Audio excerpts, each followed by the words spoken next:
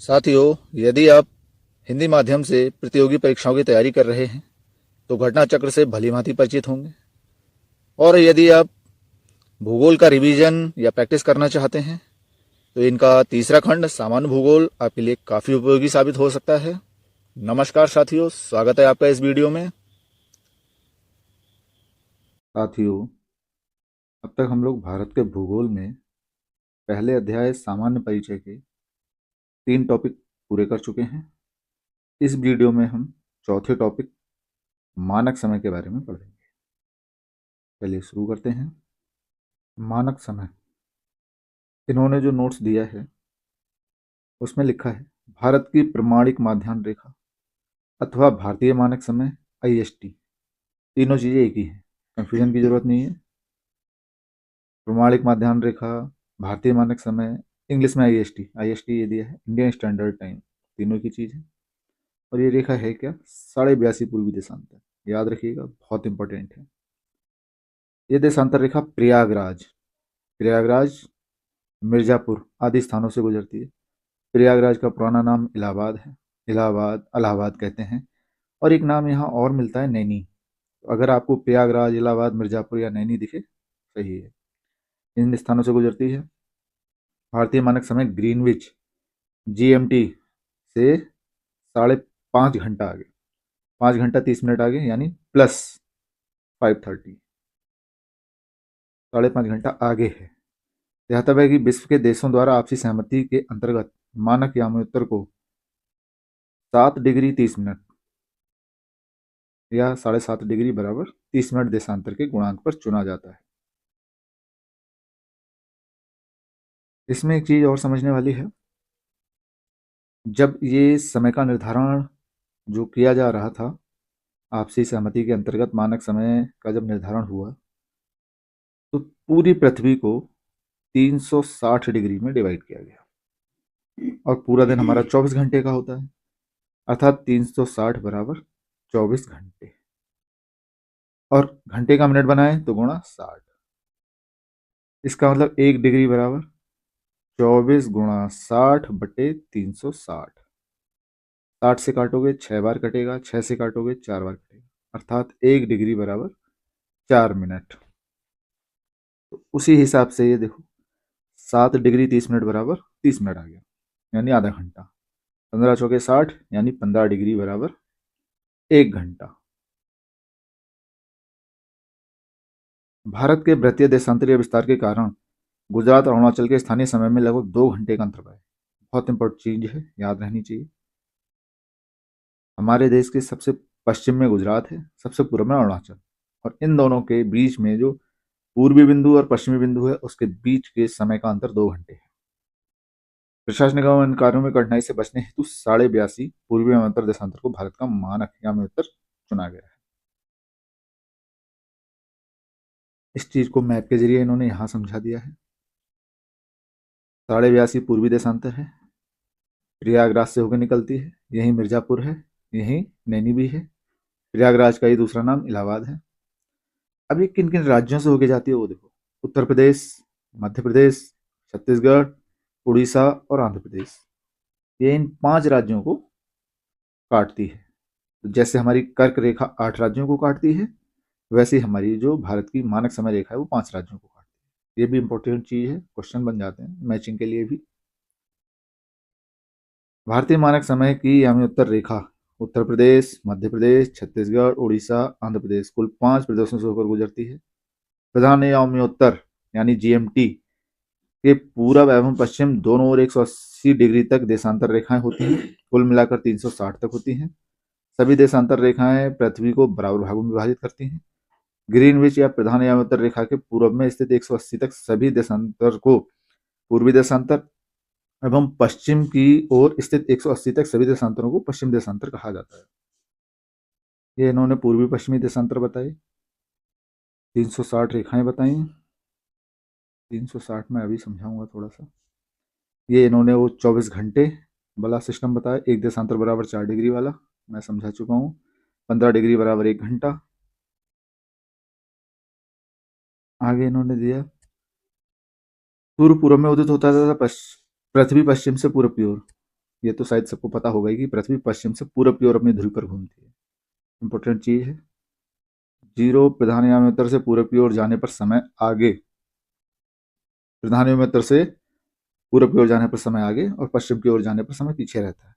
100 0 से 180 पूरब की ओर जाने पर 12 घंटे की अवधि एवं ग्रीनविच से 12 घंटे लगता है। 0 से 180 पश्चिम की ओर जाने पर ग्रीनविच से 12 घंटे पीछे रहता है। 180 पूर्व पश्चिम देशांतर में कुल 24 घंटे अर्थात दिन रात का अंतर पाया जाता है। भूपृष्ठ पर 180 डिग्री पूर्व एवं 180 डिग्री लगभग 7 स्थलखंडों को जोड़ते हुए निर्धारित की गई काल्पनिक रेखा अंतरराष्ट्रीय तिथि रेखा कहलाती है। चलो इन चीजों को मैं एक बार मैप पे समझाता हूँ, फिर आगे क्वेश्चन करेंगे। देखो ये है हमारी प्यारी पृथ्वी। यहाँ पर जो रेड कलर से ये लाइन दिख रही है, यह है हमारी भूमध्य रेखा, जिसको हम विषुवत रेखा भी कहते हैं और 0 डिग्री अक्षांश भी कहते हैं। इसके पैरेलल जो लाइनें हैं ये सब हमारी अक्षांश रेखाएं। अब यहां मैं अक्षांश नहीं बल्कि देशांतर के बारे में समझाऊंगा। इसको हटा देते हैं। जो ब्लू कलर से रेखा खींच रही है, यह है हमारी प्रधान उत्तर या जीएमटी या ग्रीनविच, और इसके जैसी जो ये रेखाएं हैं इन्हें कहते हैं देशांतर रेखाएं। अब ये यहाँ नॉर्थ पोल से स्टार्ट होती हैं और यहाँ साउथ पोल पे मिलती हैं।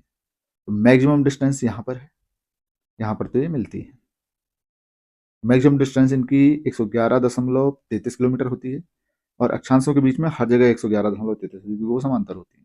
अब ये देशांतरों का निर्धारण किस तरह से होगा वो समझते हैं। ये हमारी प्यारी पृथ्वी है, ये मैं सब तरफ से रोटेट कर दे रहा हूँ इसे।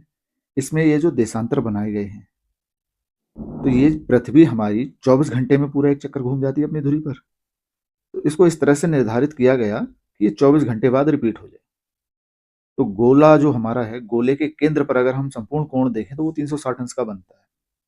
तो वही कॉन्सेप्ट यहाँ लगाया गया और पृथ्वी को 360 देशांतरों में बांटा गया।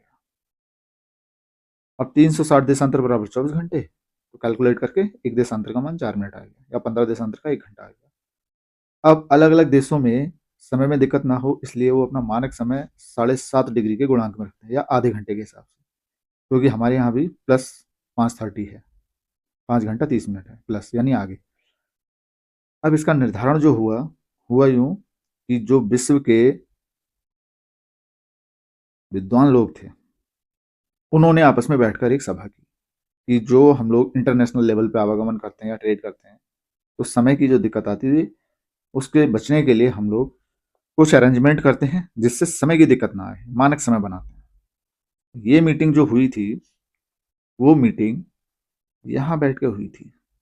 ये जगह है इंग्लैंड का लंदन, और लंदन में कौन सी जगह, ग्रीनविच। तो उन विद्वानों ने ये कहा कि हमने जो धरती पर 360 रेखाएं बनाई उसमें से हमारे यहाँ से जो रेखा खींचती है इसी को हम आधार रेखा मान लेते हैं। तो आधार रेखा होगी 0 डिग्री, अब ग्रीनविच से होकर निकल रही तो ग्रीनविच मीन टाइम हो गया। फिर उन्होंने कहा यहाँ से आगे हम मानते हैं समय आगे, पूरब का समय, इधर सूरजोदय होगा, इधर मानेंगे हम पश्चिम, इधर पीछे का समय। तो उसी आधार पर हमारा इधर का समय प्लस में चलता है, इधर का माइनस में चलता है, और ये 0 का टाइम। अब देखो ध्यान से, ये हमारा 0 डिग्री देशांतर, इसके आगे मैं दिखाना चाहूंगा। देखो ये लिखा है E30 यानी east 30 degree, east 60 degree, east 90, east 120, east 150, फिर 180, यानी यहां तक 180 तक हमारा पूरब रहा। अब 180 हम पीछे चलेंगे यहां से, ये हुआ 0। 30 degree west, west 60, west 90, west 120, west 150, फिर 180, 180 पूरब, 180 पश्चिम, टोटल 360। अब यहां ध्यान देने वाली बात यह है, ये जो ग्रीन कलर की रेखा है जो मैंने रेड बना दी, इसको कहते हैं अंतरराष्ट्रीय तिथि रेखा, और ये 180 ईस्ट और 180 वेस्ट दोनों एक ही हैं। चाहे 180 ईस्ट कह लो चाहे 180 वेस्ट कह लो, दोनों तरफ से आके यही मिल जाता है। अच्छा ये रेखा यहाँ कुछ टेढ़ी है, यहाँ कुछ टेढ़ी है, वो इस वजह से कि एक ही जगह पे अलग अलग समय ना हो जाए, इसलिए, क्योंकि यहाँ 24 घंटे का अंतर रहता है समय का। इधर समय आगे चलता है, इधर समय पीछे चलता है। अब टोटल 360 कैसे हुई ये रेखाएं? भाई 180 हमारी हुई ईस्ट, 180 वेस्ट, 360। लेकिन 180 एक ही है तो एक कम कर लो, यानी 360 से एक कम हो गई, 359। अब उसके बाद उसमें एक ये जीरो वाली लाइन भी तो जुड़ेगी, तो जीरो जोड़ के फिर 360, तो देशांतर हमारे 360 होते हैं। अब यहां से तो हमारे विश्व का समय लिया जाता है, विश्व के लिए ये मानक समय हुआ। अब हम यहाँ से पूरब में देखो, ये अफ्रीका है हमारे पास, और आगे बढ़ेंगे, ये आया हमारा प्यारा भारत। अब प्यारे भारत के नीचे देखो, इधर लिखा है E60, इधर E90, बीच में हम लोग हैं।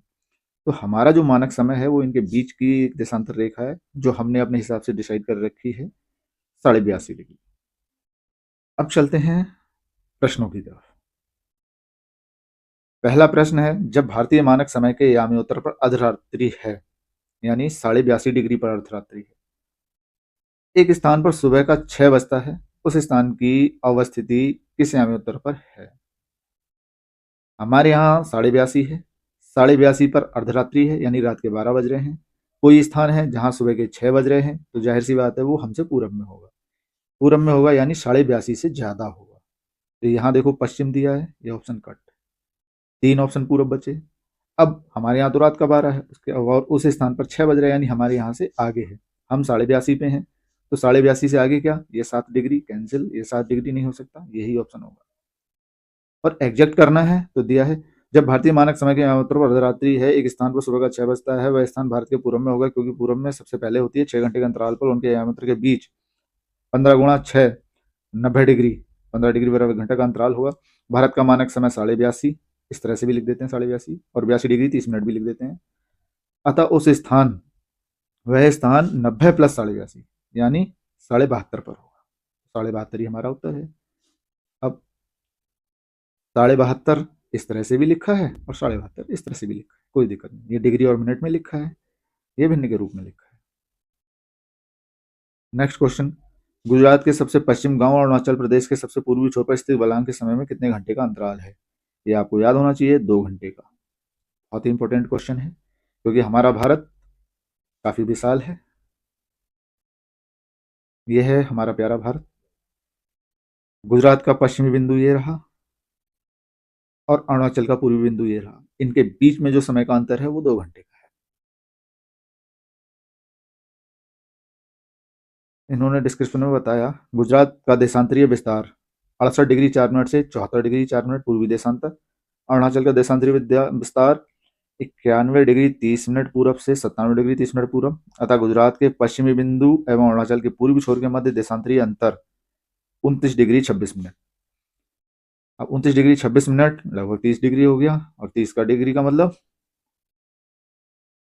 लगभग 120 मिनट आ जाएगा। एग्जैक्ट इसका देखें तो एक देशांतर बराबर 4 मिनट का अंतर, इसलिए 29 डिग्री 26 मिनट गुणा 4 बराबर 118 मिनट।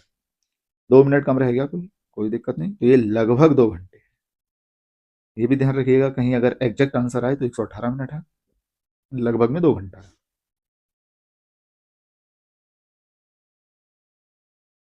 नेक्स्ट क्वेश्चन, निम्न कथनों पर विचार कीजिए। जबलपुर की देशांतर रेखा इंदौर व भोपाल की देशांतर रेखा के बीच है। औरंगाबाद का अक्षांश बड़ोदरा व पुणे के अक्षांशों के बीच है। बंगलुरु की अवस्थिति चेन्नई की तुलना में अधिक दक्षिणवर्ती है। इस क्वेश्चन में इन्होंने कहा कि जबलपुर की देशांतर इंदौर व भोपाल के मध्य है, यानी यहां इन्होंने देशांतर की बात की, और ये कहा कि जबलपुर इंदौर और भोपाल के बीच में है देशांतर के हिसाब से। दूसरे में अक्षांश की बात की, औरंगाबाद का अक्षांश बड़ोदरा और पुणे के बीच है। नेक्स्ट पॉइंट में कहा चेन्नई और बंगलुरु की अवस्थिति। अब इसमें कहा बंगलुरु की अवस्थिति चेन्नई की तुलना में अधिक दक्षिणवर्ती है, यानी बेंगलोर चेन्नई के दक्षिण में है। यानी तीनों पॉइंटों में अलग अलग तरीके से बात रखी गई है। इन्होंने तो अपने डिस्क्रिप्शन में ये सारे इसके अक्षांश और देशांतर दे दिए हैं। हम एक बार इसको मैप पे देखते हैं। ये हमारा प्यारा भारत, मैं इसको थोड़ा जूम कर ले रहा हूँ।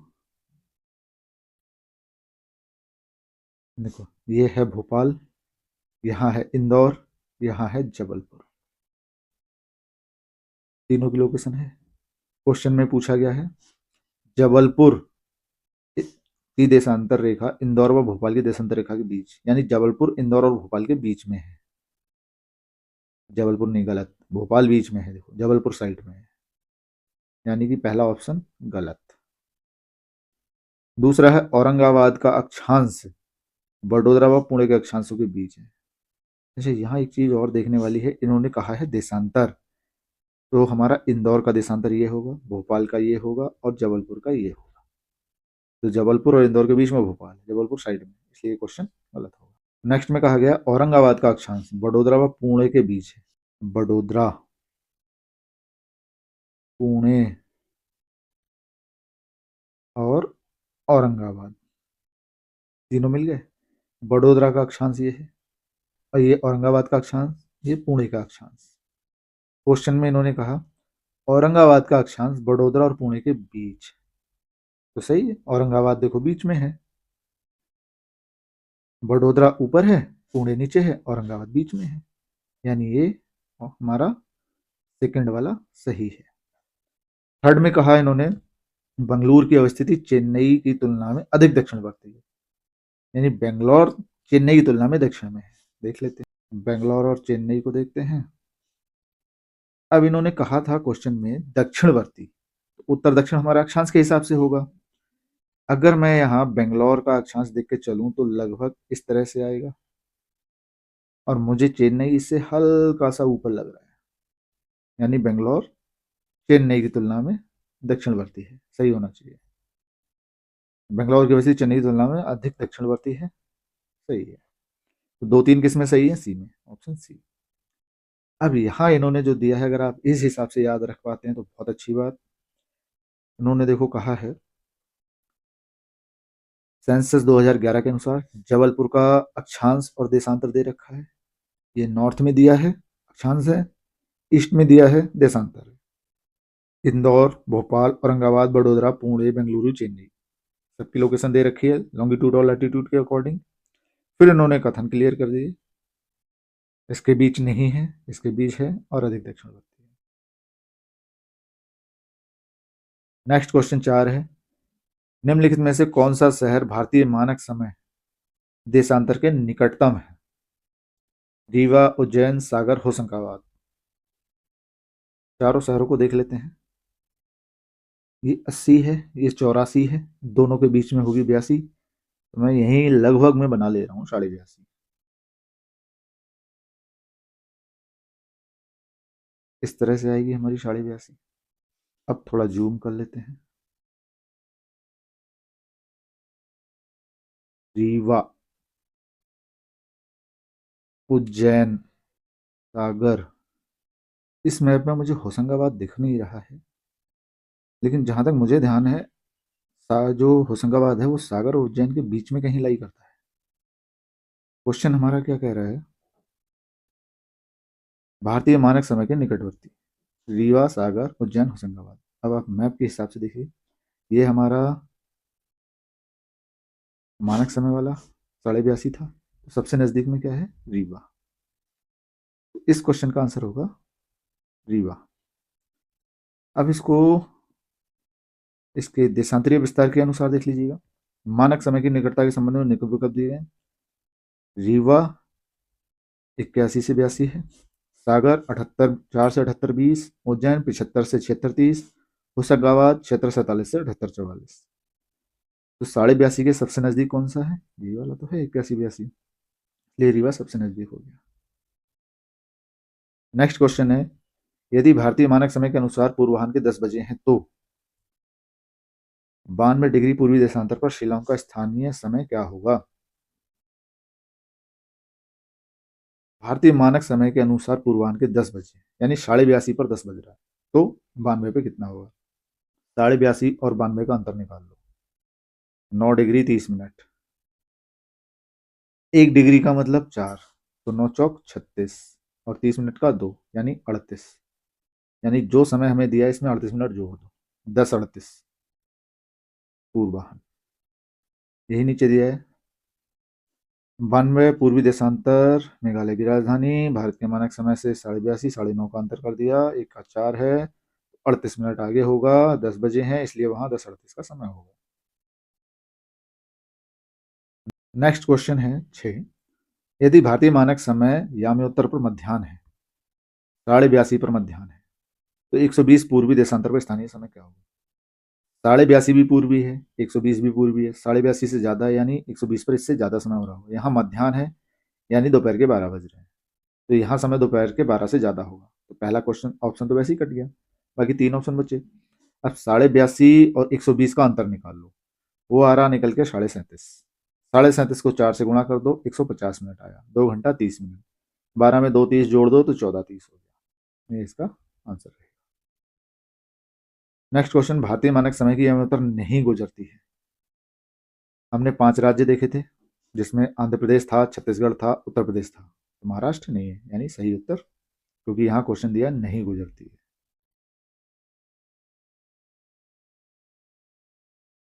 एक चीज और ध्यान रखिएगा, आंध्र प्रदेश का विभाजन के बाद नया राज्य बना तेलंगाना। ये रेखा तेलंगाना से भी नहीं गुजरती है। नेक्स्ट क्वेश्चन है, भारतीय मानक समय की देशांतर रेखा 82.5 किस नगर से होकर गुजरती है? नागपुर, दिल्ली, पटना, इलाहाबाद। तो हमने पढ़ा था इलाहाबाद, प्रयागराज, नैनी, मिर्जापुर। भारतीय मानक समय की देशांतर रेखा 82.5 इलाहाबाद, वर्तमान प्रयागराज से होकर गुजरती है। निम्नलिखित देशांतरों में कौन सा भारत की प्रमाणिक मध्याह्न रेखा है? 82.5 पूर्वी, रट लो, बहुत इंपॉर्टेंट है। भारतीय मानक समय आईएसटी निम्नलिखित स्थानों में से किसके समीप से लिया जाता है? इलाहाबाद, प्रयागराज, नैनी, मिर्जापुर। भारतीय मानक समय आईएसटी एवं ग्रीनविच मध्य समय में अंतर पाया जाता है 5.5 घंटे आगे, यानी प्लस 5.5 घंटे।